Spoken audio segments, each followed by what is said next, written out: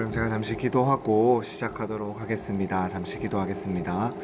하나님 감사합니다. 오늘도 제자훈련 네 번째 시간을 이렇게 함께 갖게 하신 것 감사합니다. 하나님 이 시간을 통하여서 또 이 영상을 통하여 또 아이들이 하나님의 말씀을 알아가고 배워가는 시간을 가질 텐데 성령님께서 함께하여 주시고 마음의 지혜를 더하여 주셔서 하나님의 말씀을 더욱더 가까이 할 수 있는 귀한 은혜의 시간이 되게 하시고 하나님의 말씀을 알아가는 기쁨을 허락하여 주시옵소서. 시작하는 시간부터 마치는 시간까지 성령님께서 주관하시며 함께하여 주실 줄 믿사오며 거룩하신 예수님의 이름으로 기도드립니다. 아멘. 네. 저희 이제 벌써 네 번째 시간인데요. 같이 한번 시작해 보도록 하겠습니다. 먼저 잠깐 전에 했던 것들을 잠시 한번 또 이제 복습을 하면서 우리가 시작을 하면은 이제 계속해서 구약 성경을 살펴보고 있는데 이제 성경은 총 66권이라고 했었잖아요. 그래서 구약은 그 중에서 39권 그리고 이제 3927에서 신약은 27권에서 39권, 27권 합쳐서 66권이 이제 한 권의 성경책으로 우리가 이루어져 있다라는 것을 계속해서 우리 친구들이 기억했으면 좋겠고, 이제 우리가 이 구약 성경 가운데서 이제 모세오경이라고 부르는 이제 율법서와 또 역사서와 시가서까지 해서 지난주까지 우리가 살펴보았습니다. 이제 모세오경은 모세가 쓴 5권의 책을 말하는 것으로 창세기, 출애굽기, 레위기, 민수기, 신명기를 의미하는데 이제 이스라엘 백성들에게 하나님께서 하나님 나라의 백성으로서 너희가 어떠한 것을 지키며 살아가야 되는지, 정체성은 무엇인지를 이제 알려주는 책이라고 해서 율법서라고도 불리기도 했고요. 이제 여호수아부터 에스더까지 12권은 이제 이 이스라엘 백성들의 이제 이 역사를 이제 기록해 놓은 책입니다. 그 역사 가운데서 이 하나님의 율법을 그들이 어떻게 지켰는지, 아니면 어떻게 어겼는지, 그 결과가 어떻게 되었는지, 지켰을 때는 어떠한 복을 받았고 어겼을 때는 어떠한 저주 가운데 하나님의 그런 벌 가운데 놓이게 되었고, 그 가운데서 하나님이 얼마나 오래 참으시고 사랑하시고 돌아오기를 기다리는지, 그러한 마음을 이 역사서를 통해서 우리가 살펴볼 수가 있습니다. 그래서 이 남의 나라의 역사가 아니라 지금도 우리는 이 이스라엘 백성들의 이 역사 가운데 그들이 반복해 왔던 죄악들이 여전히 우리의 삶 가운데도 일어나고 있다라는 것을 우리가 기억해야 된다라고 역사서를 살펴보면서 이야기를 나누었습니다. 즉, 이 역사는 우리가 이 역사서를 보면서 기억하고 우리의 거울로 삼아야 된다라는 거예요. 그래서 정말로 이 이스라엘 백성들이 하나님의 이 말씀을 잘 지키면서 그들이 하나님의 나라로서 온 열방 가운데 딱 드러나게 되었던 그러한 놀라운 복을 받았을 때 그들이 누렸던 것들을 우리가 기억하며, 자, 우리에게도 하나님 동일하게 말씀을 지키며 사랑하며 나아가는 우리들에게 이러한 복을 약속해 주셨다는 것을 기억해야 하는 것이고, 또 하나님의 말씀을 어기며 계속해서 죄 가운데 있는 우리에게 돌아오라고 말씀하신 하나님의 말씀을 기억하지 못할 때 어떠한 일이 일어났는지, 그러한 것들을 우리가 기억하면서 죄 가운데서 돌아설 수 있는 우리들이 되어야 되는 것이 역사서를 통해서 우리가 보고 배울 수 있는 교훈이다라고 할 수가 있습니다. 그리고 이제 지난주에 살펴보았던 시가서, 우리 시가서 내용을 간단히 또 한번 살펴보면요. 욥기, 시편, 잠언, 전도서, 아가, 이렇게 5권의 이제 책이 이제 시가서다라고 할 수 있는데, 즉 시라는 거죠. 그 중에서 이 욥기, 시편, 잠언, 전도서는 이 지혜, 하나님께서 지혜가 무엇이 지혜인지를, 어떻게 살아가는 것이 지혜롭게 살아가는 것인지를 알려주는 이 지혜를 담고 있다라고 해서 이 지혜서다라고도 불리기도 합니다. 이 시는 이 구약 성경 이 39권 중에서 이 분량 중에 이 3분의 1에 해당할 만큼 시라는 형식이 참 많이 구약 성경에서 사용되었다라는 것입니다.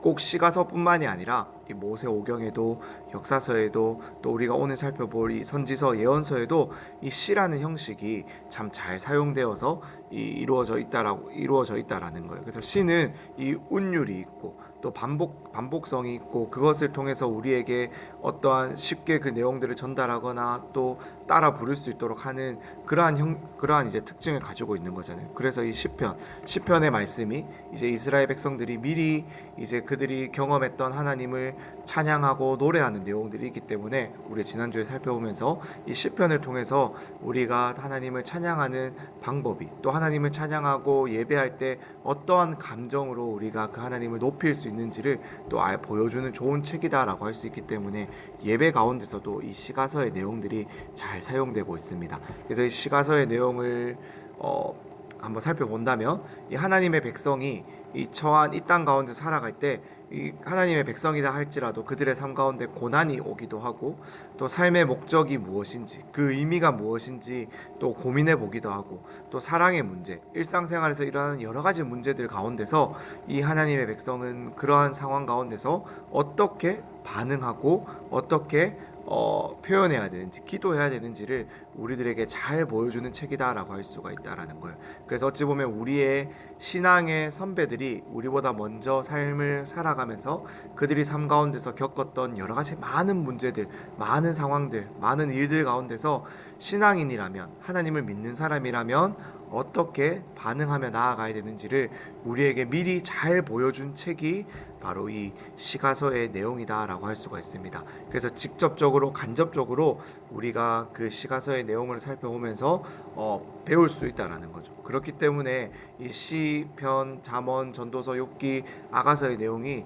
그저 그냥 짧게 되어 있는 장도 있고 뭐 어찌 보면은 무슨 내용인지 모를 것 같기도 하지만 우리가 잘 읽어보면은 찬찬히 읽어보면은 그것을 통해서 우리의 삶 가운데 참 많은 교훈을 배울 수 있다라는 거죠. 그렇게 우리가 지난주까지 시가서의 내용을 살펴보았다면은 오늘은 이제 예언서, 선지서의 내용을 좀 살펴보려고 합니다. 이 선지서의 내용은 좀 많아서 오늘은 이 선지서의 전체적인 내용이 어떠한 것인지를 좀 살펴보려고 하고요. 우리가 다음 주에는 이제 대선지서라고 불리는 이사야, 예레미야, 에스겔, 다니엘의 내용을 좀 살펴보려고 하고 이제 마지막 주에는 소선지서 12권을 우리가 살펴보면서 이번 이제 제자 훈련 성경 통독반을 이제 좀 마무리해 보려고 합니다. 그래서 오늘은 선지서의 주요 내용들을 한번 살펴보려고 하는데요. 선지서의 주요 내용들을 한번 살펴보면은 이 약 300년 동안의 기록이라고 할 수가 있습니다. BC 760년부터 이 460년까지의 300년 동안의 기록이 되어 있는데 이때는 이제 이스라엘 백성들이 이제 이 남유다와 북이스라엘로 나뉘은 상태에서도 이제 그 마지막 시기에 어찌 보면은 일어난 일들이다라고 할 수가 있습니다. 이 선지서는 총 16권으로 되어 있는데 이 4권의 대선지서와 12권의 이 소선지서로 우리가 구분해 볼 수가 있습니다. 뭐 대소로 되어 있으니까 뭐 이렇게 뭐 비중이 더 크고 작다가 아니라 그 한 권의 내용의 그 한 권의 분량이 많은 책을 대선지서라고 하는 거고 이제 그 분량이 조금 적은 책을 소선지서다라고 하는 거예요. 그래서 다 16권 다 너무나도 중요한 하나님의 이 말씀이다라는 거죠. 어느 것 하나 소홀히 볼 수 있는 말씀이 아니다라는 거예요. 그저 분량이 좀 더 많은 것을 이 대선지서, 분량이 조금 적은 것을 소선지서다라고 한다라는 사실을 우리가 좀 기억하면 좋을 것 같아요. 그래서 대선지서는 이사야, 예레미야, 에스겔, 다니엘 이렇게 4권을 우리가 대선지서라고 하고 이 소선지서는 예레미야에가부터 해서 호세아, 요엘, 아모스, 오바댜, 요나, 미가, 나훔, 하박국, 스바냐, 학개, 스가랴, 말라기까지의 이 12권의 책을 우리가 이제 소선지서다라고 할 수가 있습니다. 그러면 이제 이 선지서의 내용을 어떠한 내용이 기록되어 있는지를 좀 살펴보면은 이 선지자들의 예언을 기록한 책이 바로 이 선지서다라고 할 수가 있습니다. 이 선지자들은 하나님의 말씀을 이스라엘 백성들에게 대신해서 전하는 역할을 하는 사람들이 바로 선지자였어요. 하나님과 이 이스라엘 백성들 그 중간에서 이제 딱 포지션에 딱 위치를 잡으면서 하나님의 말씀을 듣고 그 들은 말씀을 이스라엘 백성들에게 하나님을 대신하여 전하는 역할을 하는 것이 바로 이 선지자들이었고 그 선지자들의 하나님께 들은 그 내용을 기록한 책이 바로 선지서다라고 할 수가 있습니다. 그런데 이 예언이라고 하잖아요. 예언은 우리가 미래의 내용을 우리에게 들려주는 것이 아닌가라고 생각할 수가 있지만 사실 이 예언, 선지자들이 전한 이 하나님의 말씀은 기본적으로 우리가 예배 시간에 제가 이제 여러분들에게 설교를 하잖아요. 하나님의 말씀을 풀어서 전하는 것처럼 그렇게 하나님의 말씀을 풀어서 들려주고 깨닫게 하는 설교다라고 할 수가 있습니다. 물론 미래의 내용을 예언하는 내용이 참 많이 들어있어요. 하지만 1차적으로는 하나님의 말씀을 전하면서 그들에게 이 하나님의 말씀을 깨닫게 하는 설교의 성격을 더 많이 가지고 있다라는 것입니다. 그래서 이 선지자들의 이 선지서에 기록된 예언의 대부분은 그 당시의 사람들에게, 그 당시를 살아가고 있는 사람들에게 하나님께서 이 모세오경을 통해서 우리들에게 하나님의 백성으로서 어떻게 살아가야 되는지를 자세히 말씀해 주셨다라는 거예요. 하나님의 백성은 이러한 것을 지키며 살아가야 된다. 이러한 것은 멀리 해야 된다. 이렇게 할 때 내가 너희에게 축복을 주겠다. 말씀을 어기면 저주를 받을 것이다 라고 알려주신 이 율법을 다시 한 번 더 이 선지자들이 이 당시의 사람들에게 전하면서 설교한 책이다라고 할 수 있어요. 하나님의 말씀은 이러이러한데 지금 우리는 이렇게 살아가고 있습니다. 이렇게 살아가면 안 됩니다. 하나님께로 돌아가야 됩니다. 라고 이렇게 말하는 설교다라고 할 수가 있다라는 것이죠.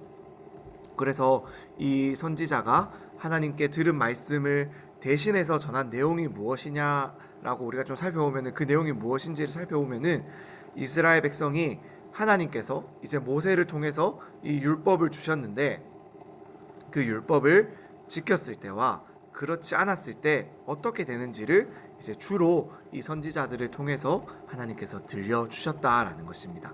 율법을 지켰을 때는 하나님이 약속하신 축복이 있을 것이다 라고 이 선지자를 통해서 다시 한 번 더 이 깨닫게 하여 줍니다.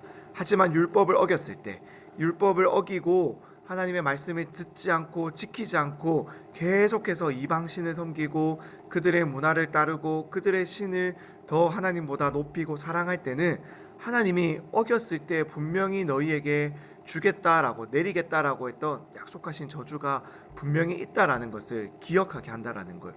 지금 이 삶 가운데 내가 약속하신 저주, 내가 그렇게 내리겠다라고 했던 저주가 임하지 않는다고, 이루어지지 않는다고 그 저주가 그냥 넘어가는 것이 아니라 분명히 그 저주가 내리게 될 것이라고, 심판이 내리게 될 것이다 라는 것을 기억하라면서, 그렇게 하면서 내가 그것을 참고 인내하고 있으니 얼른 돌이켜라 라고 지금 이 선지자를 통해서 하나님이 이스라엘 백성들에게 전하고 있는 내용이 바로 이 선지서 내용의 많은 내용이 바로 그러한 내용이다라고 할 수가 있습니다.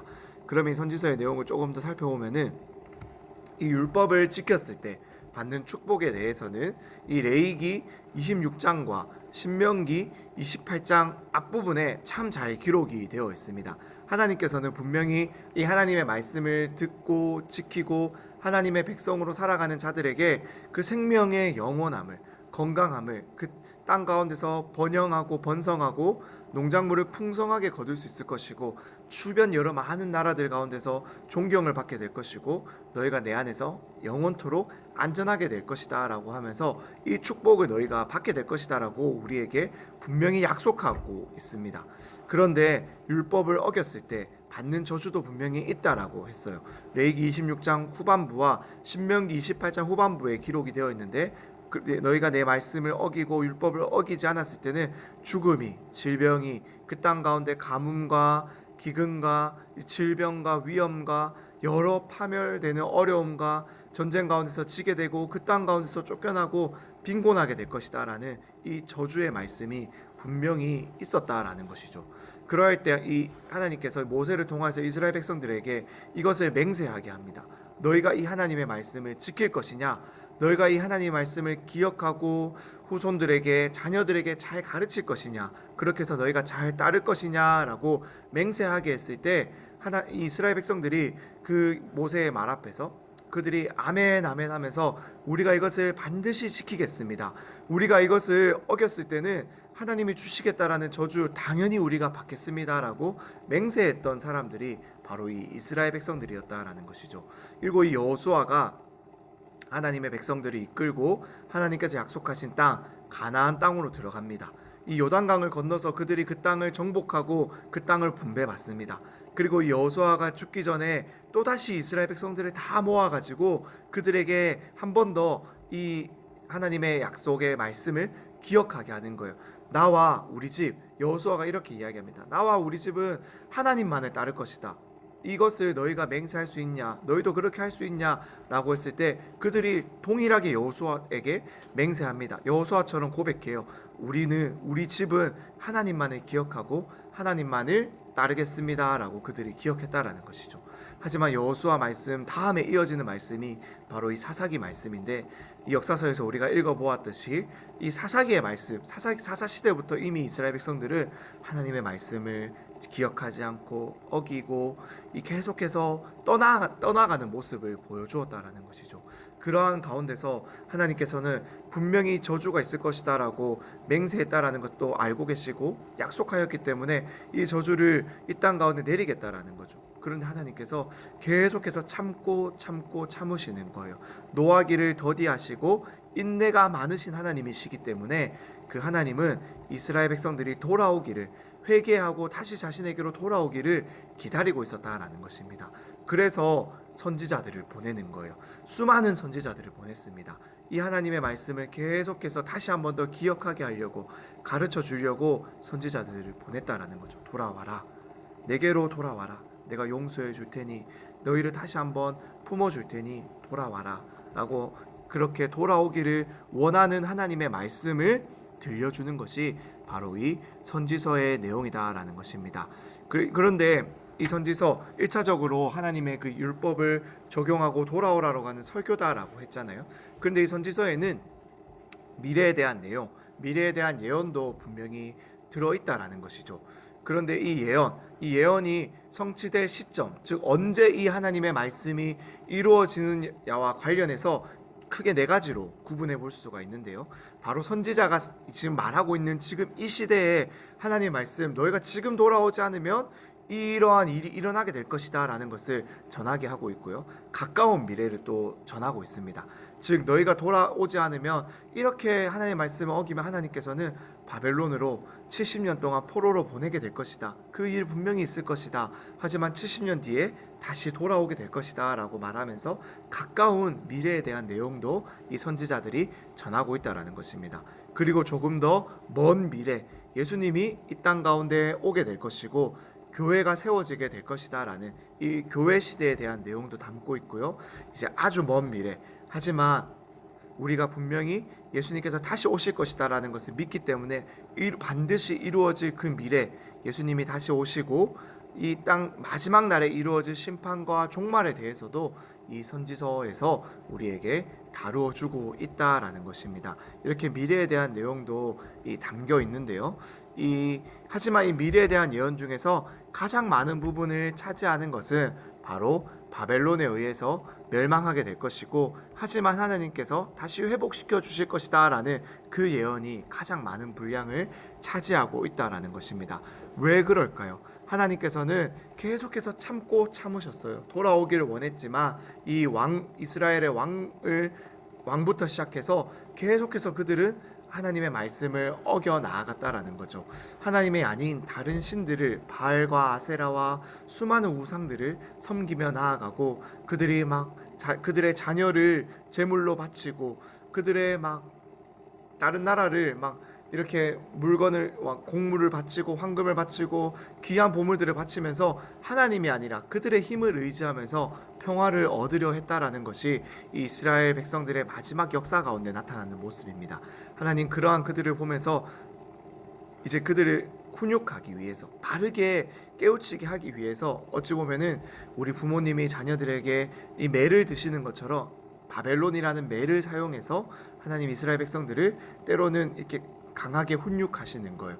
그래서 이 70년 동안 너희가 포로로 끌려가게 될 것이다. 하지만 나에게 버림받은 것이 아니라 그 가운데서 너희가 분명히 깨달아야 할 것이 있고, 그러한 상황 가운데서도 너희가 분명히 너희와 내가 분명히 함께하고 있다는 것을 알게 될 것이고, 내가 약속한 말씀대로 70년 뒤에는 다시 이 땅 가운데로 돌아오게 될 것이다. 그렇게 하면서 하나님의 살아계심을 기억하고 깨닫게 하기 위함이 바로 이 바벨론 포로 시대의 내용이다라고 할 수가 있습니다. 그래서 이 미래에 대한 예언 중에서 이 부분이 가장 많이 차지하고 있어요. 그리고 이제 신약 시대, 예수님이 오시고 그 이후에 이루어질 이 교회가 세워지고 예수님이 다시 오시고 종말의 시대에 대한 예언은 이 선지서 전체 분량의 한 8% 정도밖에 되지 않는다라고 많은 성경학자들이 이야기하고 있습니다. 아주 작은 내용인 거죠. 하지만 그 내용도 참 중요합니다. 왜냐하면 지금을 살아가는 우리들에게는 그 내용이 이제 앞으로 계속해서 이루어져 갈 내용이기 때문에 우리가 이 선지서를 읽어 나아가면서 그 말씀을 우리에게도 적용해 볼 필요가 있는 거예요. 역사서를 보면서 이 역사를 거울 삼아 우리가 깨달아야 하는 것처럼 이 선지서의 내용을 우리가 읽어 나아가면서 하나님 반드시 이 땅 가운데 하나님이 이루실 하나님의 나라가 있다라는 것 우리가 기억해야 되고, 그 가운데 이 돌이키지 않은 이스라엘 백성들의 모습을 보면서 우리는 저러한 모습을 닮지 말아야겠다, 따라하지 말아야겠다라는 것을 반드시 기억해야 된다라는 것입니다.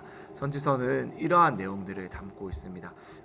이제 마지막으로, 그럼 이 선지서를 우리가 읽고 해석하고 우리의 삶 가운데 적용해 갈 때 무엇을 주의해야 되느냐를 좀 살펴보면서 이 선지서의 큰 내용을 좀 살펴보는 것을 좀 마무리해 보려고 합니다. 이 선지서를 읽고 또 해석하고 적용할 때 가장 주의해야 될 점은 바로 역사적인 배경을 잘 알아야 된다라는 거예요.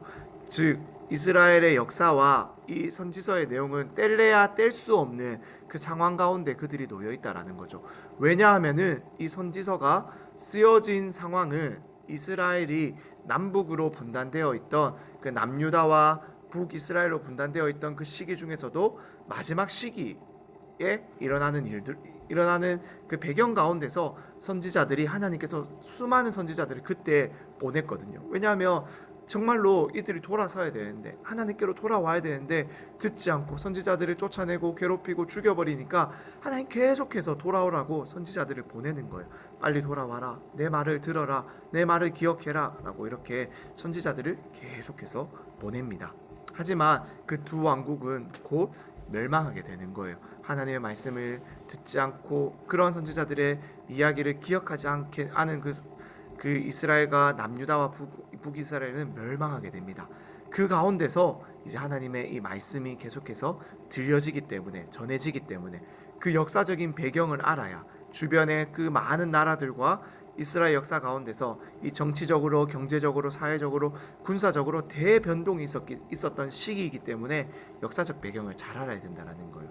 이집트가 강한 시기가 있었고, 아수르라는 왕국이 강한 시기가 있었고, 또 그들 나라를 다 멸망시킨 바벨론이, 그 이후에 일어나는 이제 메데 바사 제국이, 또 그 이후에 일어나는 헬라 제국이, 로마 제국이 일어나는 그러한 역사적 배경 가운데서 이 선지서의 내용이 우리들에게 들려지고 있기 때문에 역사서와 함께 이 선지서의 내용을 우리가 잘 기억하며 읽어 나아가야 됩니다.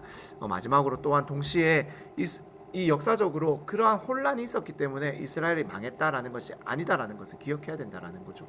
이스라엘 내에는 엄청난 종교적인 부패와 율법을 어기는 일이 이 시기에 정말로 많았다라는 거예요. 그 어떠한 시기보다도 이 시기에 하나님의 말씀을 어기고 하나님의 권위가 땅바닥에 떨어지고 하나님을 무시하는 상황이 이 시기에 굉장히 많았다라는 거죠. 그리고 선지자들이 그러한 이 당시의 사람들에게 설교를 했다라는 것입니다. 너희가 이러한 죄를 저질렀고 이러한 잘못을 저질렀기 때문에 하나님의 말씀으로 돌아와야 된다라는 그런 구체적인 정황을 알고 이해해야 선지서가 이 뜬구름 잡는 내용이 아니라, 이렇기 때문에 선지자들이 하나님이 지금 화를 내고 돌아오라라고 이야기하고 있구나라는 것을 우리가 알 수 있습니다. 그래서 이해해야 된다라는 거죠. 그리고 이 선지서를 지금 읽고 있는 우리들에게 또 해석하고 적용할 때 주의해야 될 점은 이 성취 시점에 대해서도 잘 분별해야 된다라는 거예요. 이 대부분의 내용, 92%에 넘는 내용들이 이미 다 이루어진 내용들에 대해서 선지서가 이야기하고 있는 거예요. 즉 바벨론 포로로 끌려가게 될 것이고, 그때 어떠한 일이 일어날 것이고, 그때 주변 나라들에는 어떠한 심판이 이루어지게 될 것이고, 너희가 다시 돌아오게 될 것이다 라는 것은 이미 다 이루어진 역사적인 내용입니다. 그것을 지금 우리의 삶 가운데 억지로 무리하게 적용해서는 맞지 않다라는 거죠. 하지만 아직 이루어지지 않은 이 내용들이 있습니다. 하나님의 나라가 반드시 마지막 날에 이루어지고 예수님이 이 땅 가운데 재림하실 것이고 이 마지막 심판이 있을 것이다 라는 그 내용, 그때 이루어질 그 내용도 이 선지서의 예언서에 기록이 되어 있기 때문에 그러한 시점들은 우리가 역사서와 함께 읽어 나아가면서 잘 분별해 나아가야 될 필요가 있다라는 것이죠. 이렇게 선지서들을 조금 어려울 수 있습니다. 선지서의 내용은 조금 주의가 필요하고 역사에 대한 배경이 좀 필요할 수가 있습니다. 하지만 강사님이 처음 우리가 이 성경 통독반 시작할 때 얘기했잖아요. 이 성경을 우리가 1년에 1독을 충분히 해낼 수 있는 분량이다라고요. 절대 많은 분량이 아닙니다. 정말로 우리가 노력한다라면은 3개월에 한 번 더 읽어낼 수 있고 한 달에도 정말로 노력한다라면은 읽어낼 수 있는 분량이 바로 이 성경의 내용 분량이다라는 것이죠. 여러분들이 우리 특히 소년부 친구들은 아직 이제 12살, 13살 아직 어리잖아요.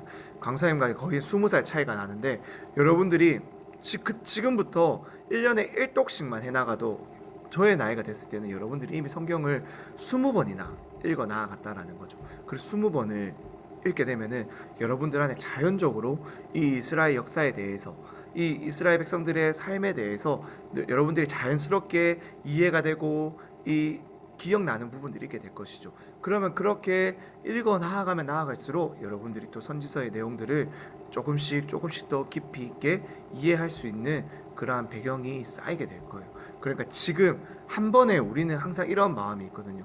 한 번 딱 읽어 나아갈 때 모든 것을 다 이해하고 모든 것을 내 삶 가운데 기억하고 이렇게 딱 정리가 되어야 된다라는 그런 약간 어찌 보면 압박감과 강박관념이 우리 안에 있을 수 있는데 성경은 그렇게 한 번 읽어서 절대 읽어낼 수 있는 내용이 절대 아닙니다. 읽어 나아갈 때마다 성령님 이 성경의 내용을 깨닫게 해주십시오라고 우리가 기도하고 그렇게 우리가 계속해서 평생 동안 하나님 나라 갈 때까지 평생 동안 이 성경을 읽어 나아가다 보면은 우리 안에 하나님께서 축적시켜 주시고 쌓이게 하시고 그렇게 해서 쌓이고 쌓여가면서 이해하게 하시는 내용, 이해하게 하시는 그 이해의 범위가 폭이 분명히 넓어지게 하는 것을 우리 모두가 경험하게 될 것입니다. 이렇게 선지서의 주요 내용 어찌 보면은 개론적인 내용을 우리가 한번 이렇게 좀 살펴보았고 다음 주에는 대선지서 그 다음 주에는 소선지서를 우리가 살펴보면서 이 선지서의 내용들을 조금 더 구체적으로 우리가 한번 살펴보는 시간을 갖도록 하겠습니다. 오늘 이렇게 성경의 개관에 대해서는 좀 마무리를 하고요. 마지막으로 이 선지서의 주요 내용, 이 16권의 이 선지서가 어떠한 내용을 가지고 있는지를 한번 눈으로 한번 우리가 따라서 읽어보면서 이러한 내용을, 이러한 주제가 있다라는 책이다라는 것들을 우리가 눈으로 한번 따라 읽어보면서 오늘의 내용을 마무리를 하고 오늘 우리의 성경 통독 범위인 열왕기하 11장과 12장을 함께 한 절씩 교독함으로써 좀 마무리를 해보도록 하겠습니다. 이사야서의 내용은 오직 하나님만 신뢰하라라는 이것이 좀 주요 내용 주제라고 할 수가 있습니다.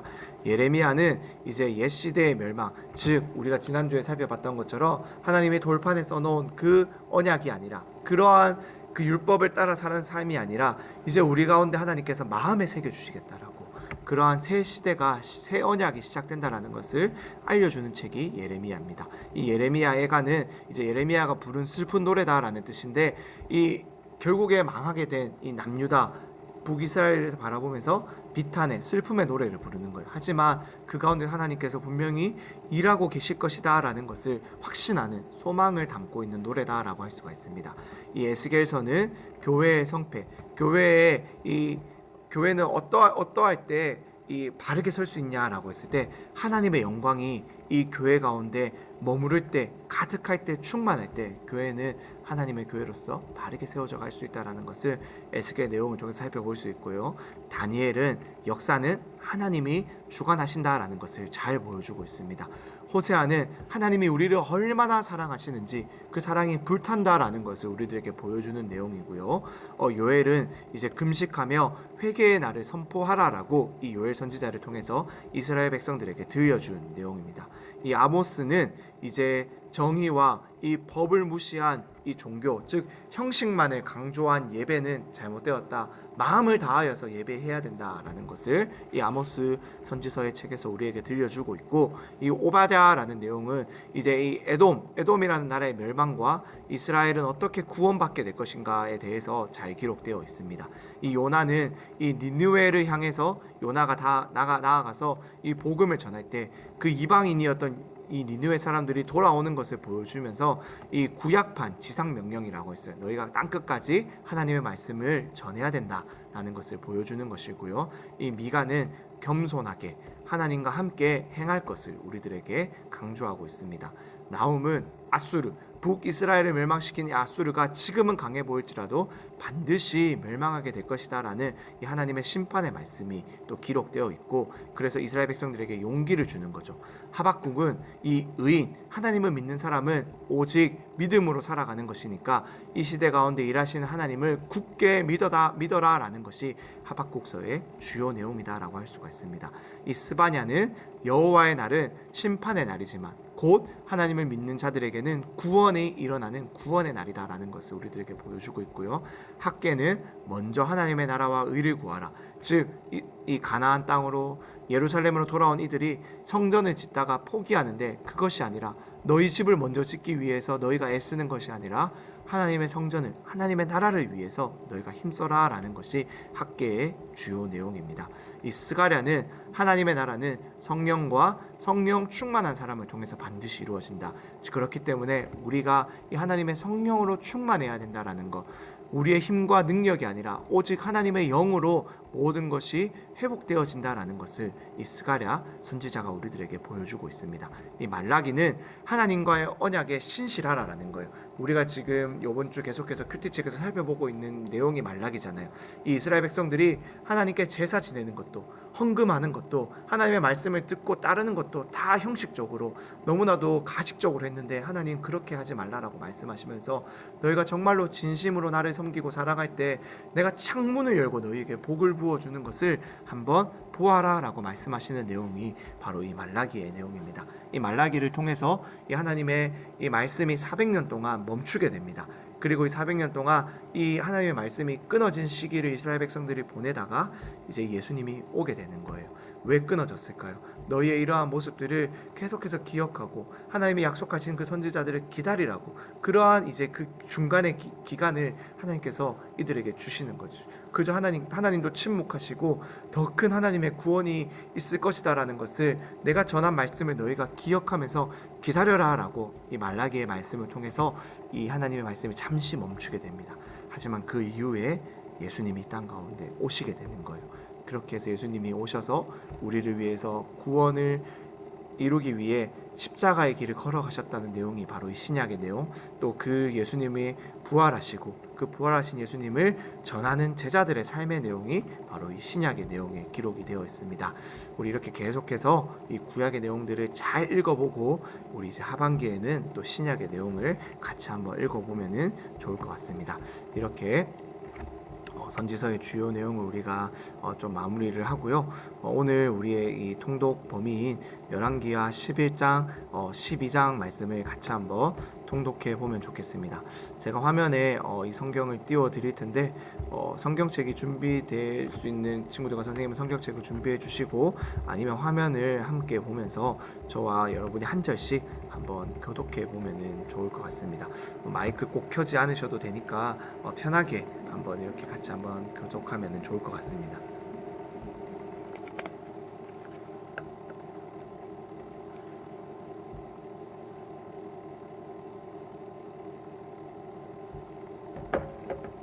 그러면 준비가 되셨으면은 저와 여러분이 한 절씩 교독해 보도록 하겠습니다.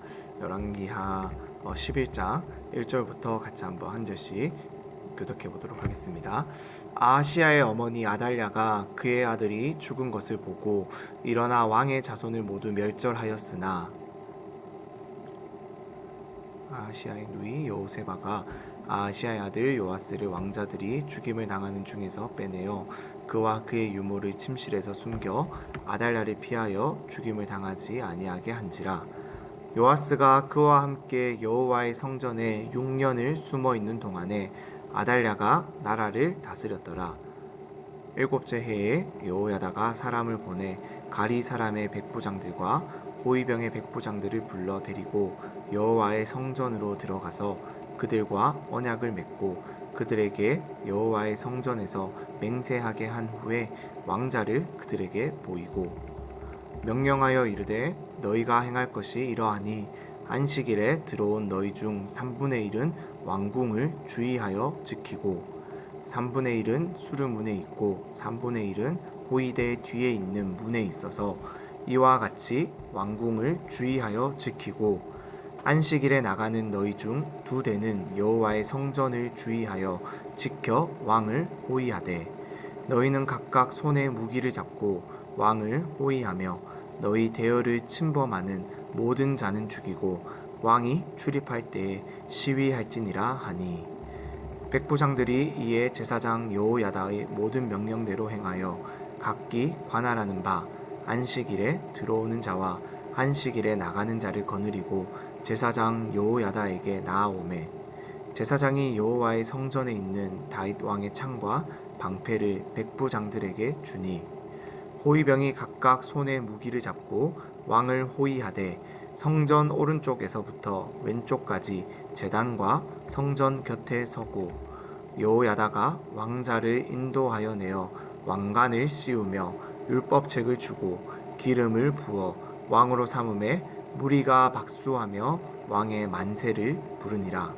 아달랴가 호위병과 백성의 소리를 듣고 여호와의 성전에 들어가 백성에게 이르러 봄에 왕이 규례대로 단위에 섰고 장관들과 나팔수가 왕의 곁에 모셔섰으며 온 백성이 즐거워하여 나팔을 부는지라.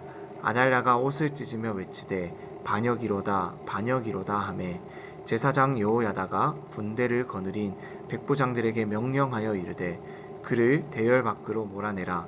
그를 따르는 자는 모두 칼로 죽이라 하니 제사장의 이 말은 여호와의 성전에서는 그를 죽이지 말라 함이라. 이에 그의 길을 열어주매 그가 왕궁에 말이 다니는 길로 가다가 거기서 죽임을 당하였더라.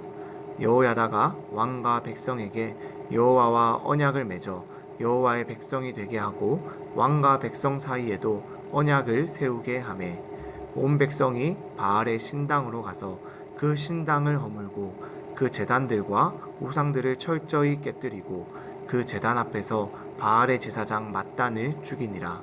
제사장이 관리들을 세워 여호와의 성전을 수직하게 하고 또 백부장들과 가리 사람과 호위병과 온 백성을 거느리고 왕을 인도하여 여호와의 성전에서 내려와 호위병의 문 길을 통하여 왕궁에 이르매 그가 왕의 왕자에 앉으니 온 백성이 즐거워하고 온 성이 평온하더라.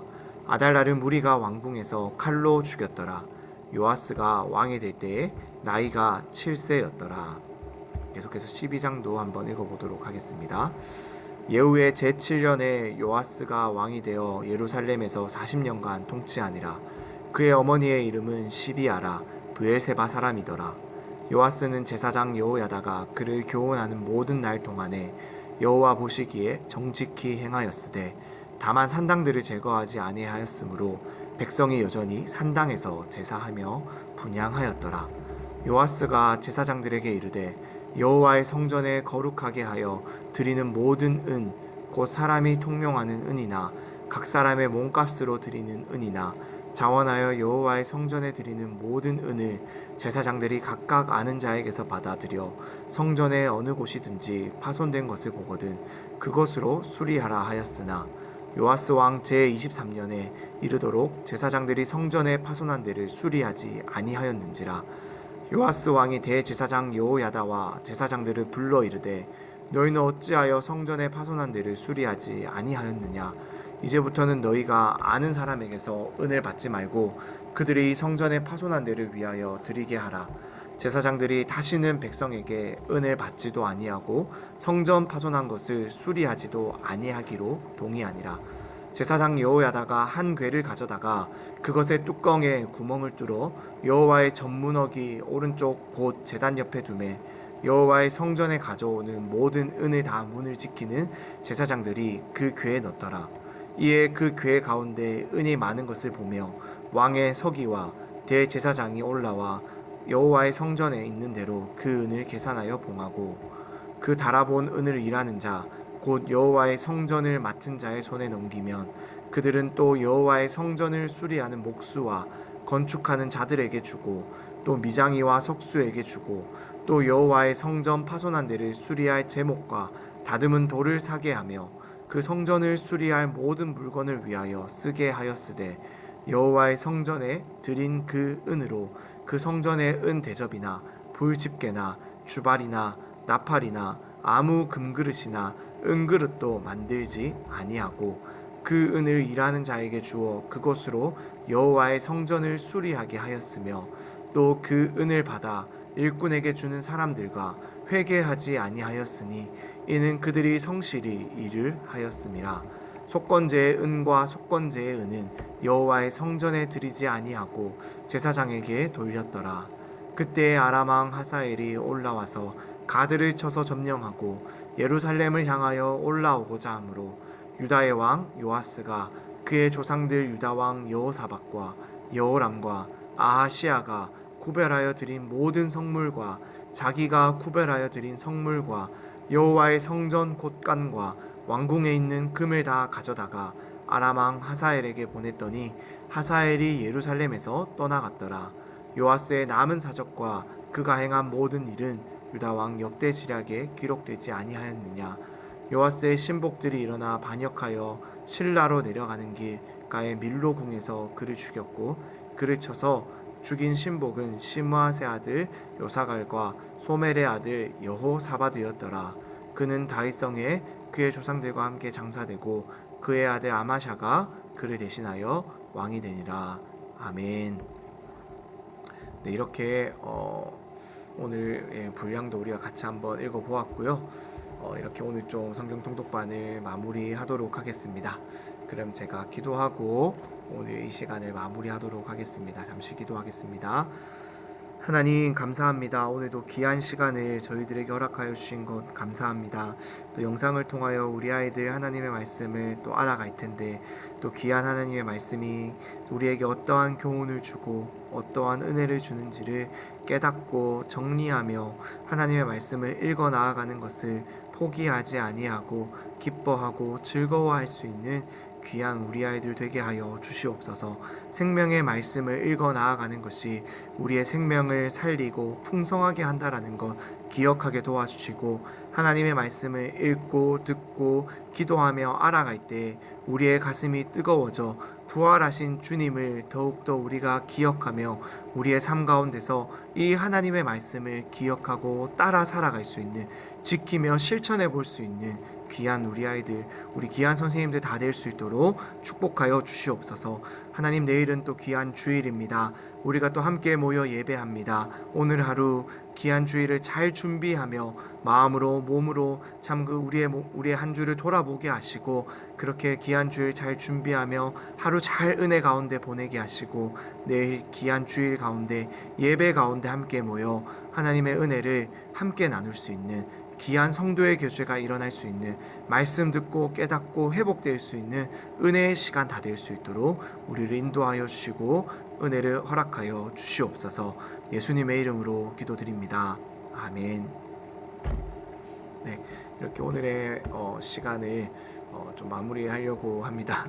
네, 잘 들어주셔서 감사하고 네, 마치도록 하고 네, 내일 뵙도록 하겠습니다. 수고하셨습니다.